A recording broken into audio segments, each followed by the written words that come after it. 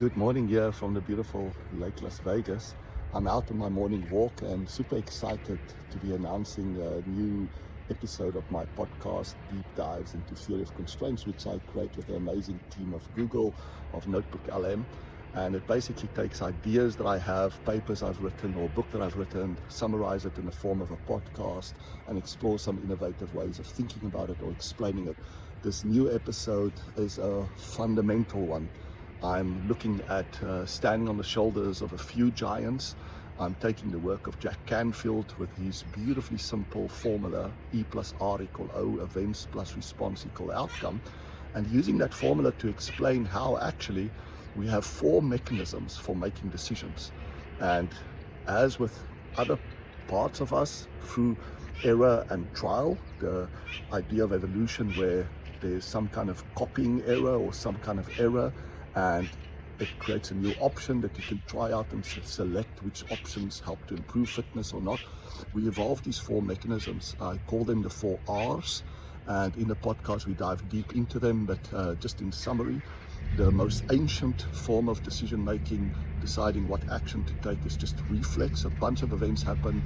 Through pattern detection, we decide what's the best action to take as a result of that. It's very fast, it's very automatic, requires almost no scarce resources in terms of attention or energy or trust.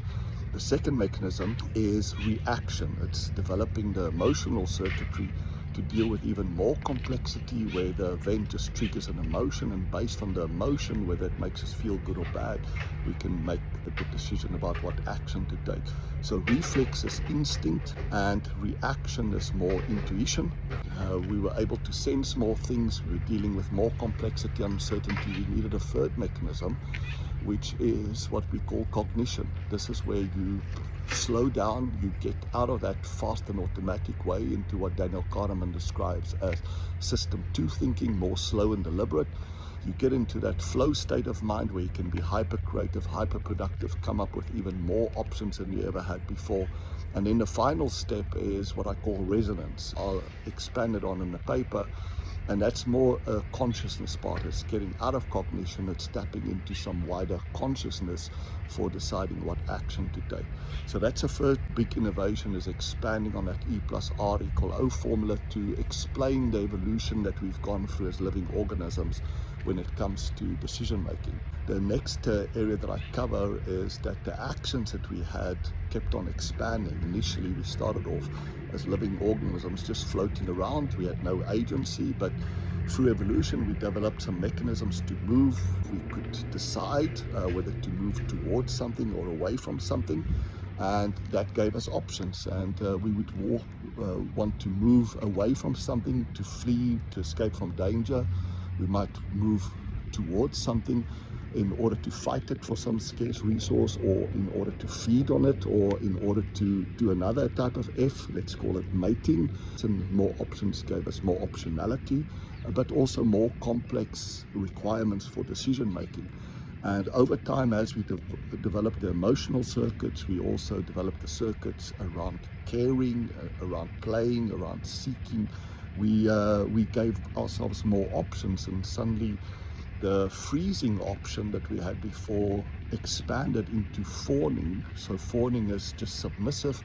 As real as I can't flee, I try to freeze, they notice me, I'm still under threat. Fawning means understanding what they might want from me. The first thing is to show them that I'm not a threat, and that's fawning, being submissive. But it also, as we evolved, we developed additional F responses, including the very nice one, which is familiarize.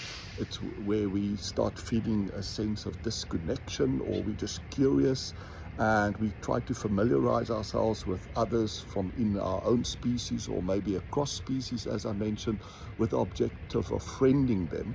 And then there's, of course, the flow response. And then the ultimate one, when we go to resonance, is basically returning to this floating state of mind that you can enter through different mechanisms. Some people enter it through meditation, some through prayer, some people by taking psychedelics, some people through having near-death experiences. The final F response is this floating one. And in the process, the paper also challenges something that has become accepted facts in psychology, that there's this hierarchy of needs, starting off with the basic needs for security and food, and stepping up this ladder all the way to self-actualization.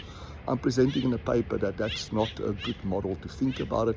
It's not a hierarchy of needs. In fact, when you study Maslow's original paper back in 1943, he never talked about a hierarchy of needs in terms of a pyramid. He did talk about a hierarchy of needs in terms of priority, that you have to deal with them. And when these needs go out of balance, I like to think of needs as pairings, opposite pairings, that the body is trying to maintain a balance, homeostasis.